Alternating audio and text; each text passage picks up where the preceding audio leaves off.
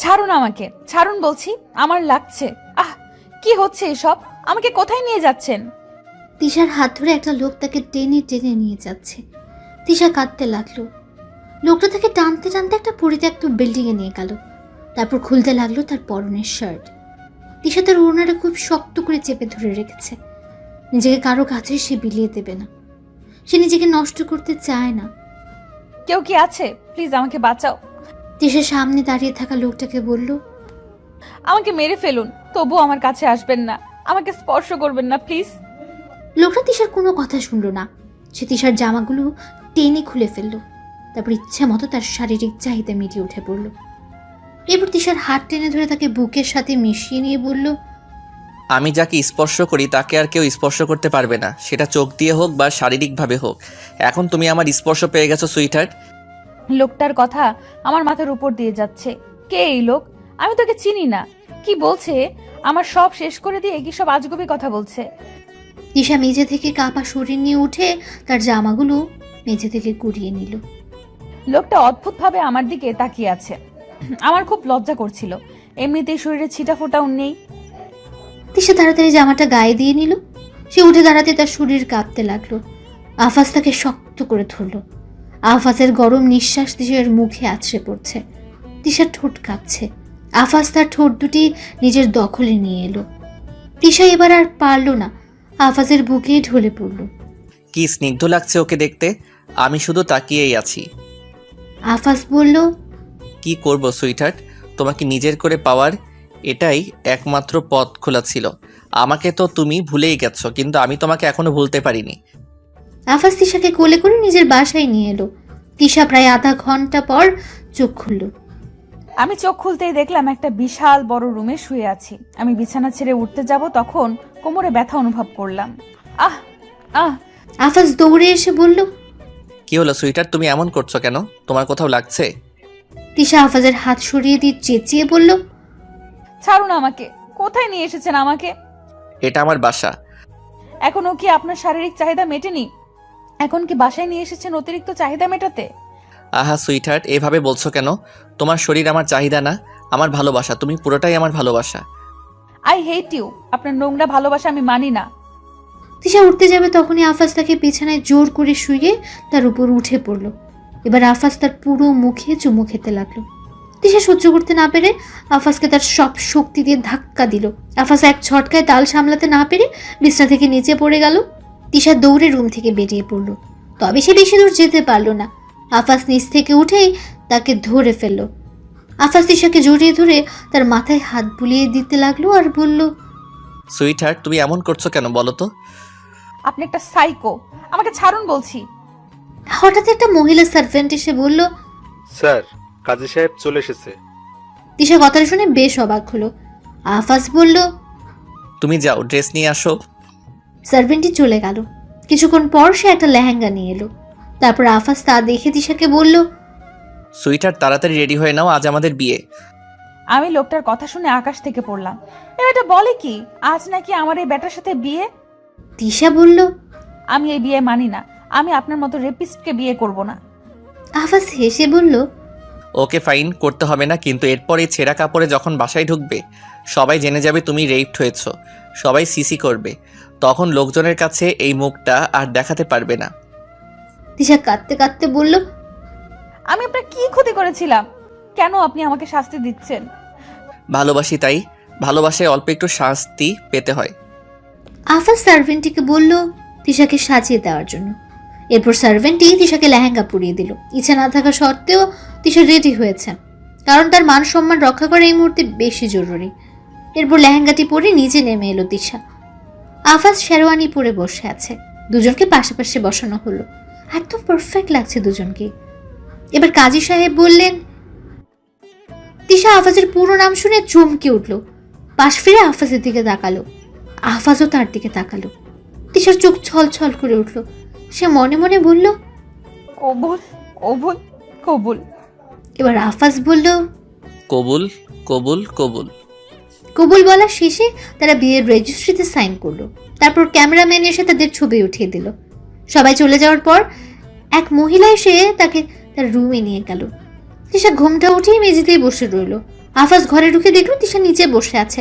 আফাজ তার পাশে বসে বলল, সুইটহার্ট, এত সুন্দর লেহেঙ্গা পরে নিচে বসে আছো কেন? আজ তো আমাদের বাসর, চলো। তিশা এক ঝটকায় আফাজের হাত সরিয়ে দিল আর বলল, আফাস মির্জা? তাহলে তুই সেই আফাস মির্জা, আকিব মির্জার ছেলে, আমার বাবার হত্যাকারী? আফাজ তিশার কথা শুনে গম্ভীর কণ্ঠে বলল, কি বলছো তিশা? ঠিকই বলেছি, তুই আর তোর বাবা মিলে আমার বাবাকে মেরেছিস।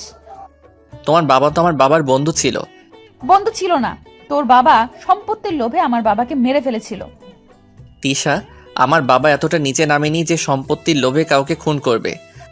তিশা আফাজের কথা শুনে তাচ্ছিল্যের হাসি দিল আর তাকে ধাক্কা দিয়ে বলল, তোমার বাবাই খুন করেছে, আর আমি তোমার সাথে কেন কথা বলছি? বাবার খুনি, বাবা খুনি, ছেলে রিপিস্ট। তোমার রক্তে ক্রিমিনালের রক্ত। আফাজ শেষ কথাটি শুনে অনেক কষ্ট পেল। তিশা আর আফাজ দুজনেই দুপাশে বসে আছে। এবার তাদের পরিচয়টা হয়ে যাক। আফাজ আর তিশা ছোটবেলার বন্ধু, তাদের বাবারও ছোটবেলার বন্ধু। আফাজ তিশাকে ছোটবেলা থেকে অনেক ভালোবাসতো, তবে তিশার দিকটা নিয়ে তার ধারণা ছিল না। একদিন কোম্পানিতে একটা প্রজেক্ট নিয়ে তিশার বাবা আর আফাজের বাবার মধ্যে গন্ডগোল বাঁধে।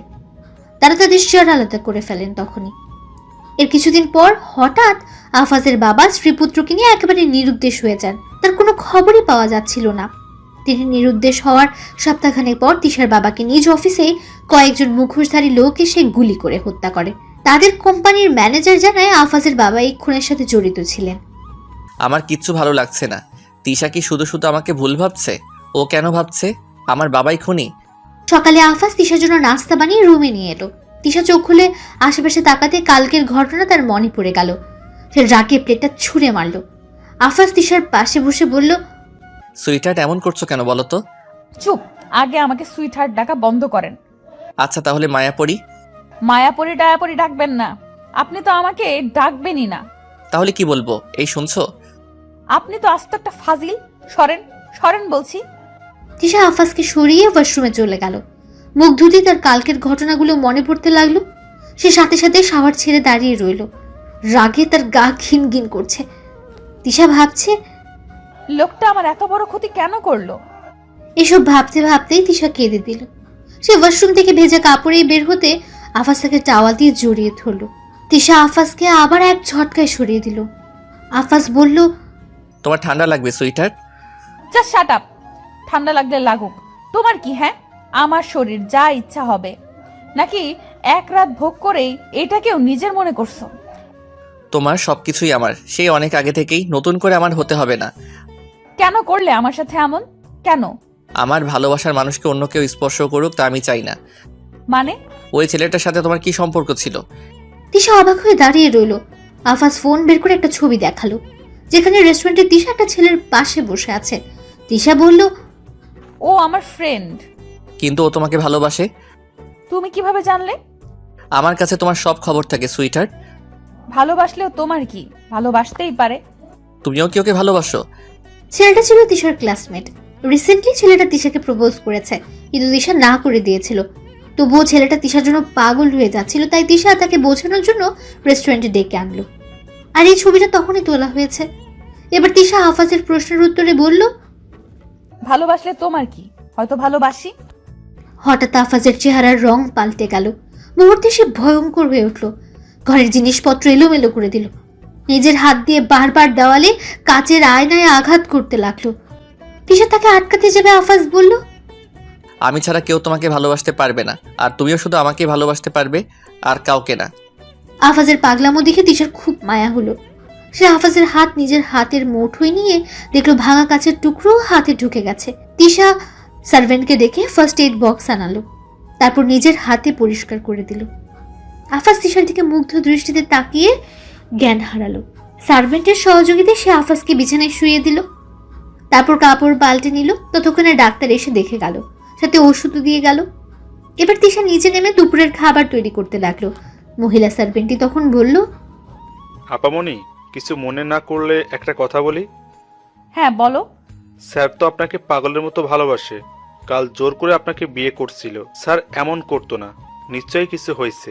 স্যার খুব ভালো মানুষ, আমাদের কত উপকার করছিল, সবার জন্য সব করে, কিন্তু তারে কেউ দেখার নাই।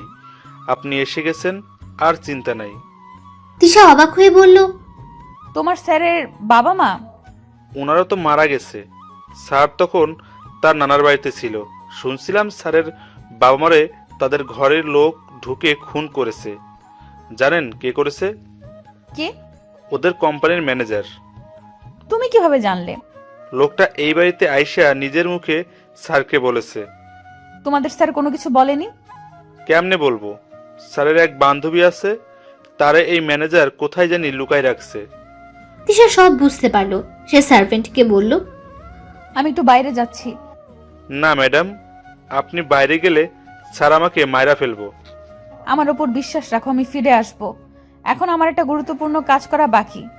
তিশা নিজের বাড়িতে ফিরে এলো। তার মা তাকে দেখে অনেক খুশি। সে মাকে সব বলতে তিনি বললেন, ওই ম্যানেজারকে আমার সন্দেহ হয়েছিল, কিন্তু তোর বাবার বিশ্বস্ত লোক ছিল তাই কিছু বলিনি। তুই এখন কি করবি? আগে লোকটার মন জয় করব, তারপর শাস্তি হবে। এদিকে আফাজের জ্ঞান ফেরার পর সে তিশাকে ঘরে না পেয়ে পাগল প্রায়। সার্ভেন্টটি বারবার বলছিল তিশা আসবে, কিন্তু আফাজ কোনো কথাই কানে নিচ্ছিল না। এদিকে তিশা ওই ম্যানেজারকে ফোন করে বলল সে আফাজ মির্জা থেকে প্রতিশোধ নেবে, আর আফাজ তার সাথে কি কি করেছে সব খুলে বলল। সাথে এও বলল সে তার বাবার হত্যার বদলা নেবে। ম্যানেজার খুশি হলেন। তিশাও ম্যানেজারের বিশ্বাস অর্জন করতে পারল। তিশা জিজ্ঞেস করলো, এই মুহূর্তে আফাজ মির্জার দুর্বলতাটা জানা দরকার। চিন্তা করো না তিশা, ওর দুর্বলতা আমার কাছেই আছে। কে? আফাজের বান্ধবী উষা। আমি ওই মেয়েকে দেখতে চাই। ম্যানেজার ঠিকানা দিতেই তিশা সেখানে পুলিশ নিয়ে পৌঁছালো। এরপর ম্যানেজারকে গ্রেফতার করে উষাকে নিয়ে বাসায় ফিরল। তারপর দুদিন পর তিশা আফাজের বাসায় গেল। বাসায় গিয়ে দেখলো আফাজ এক কোণে তিশার ছবি হাতে নিয়ে বসে আছে। তিশাকে দেখে আফাজ ছুটে গেল, বলল, সুইটহার্ট, কোথায় চলে গিয়েছিলে? তিশা সরে দাঁড়াতে উষার সামনে এলো।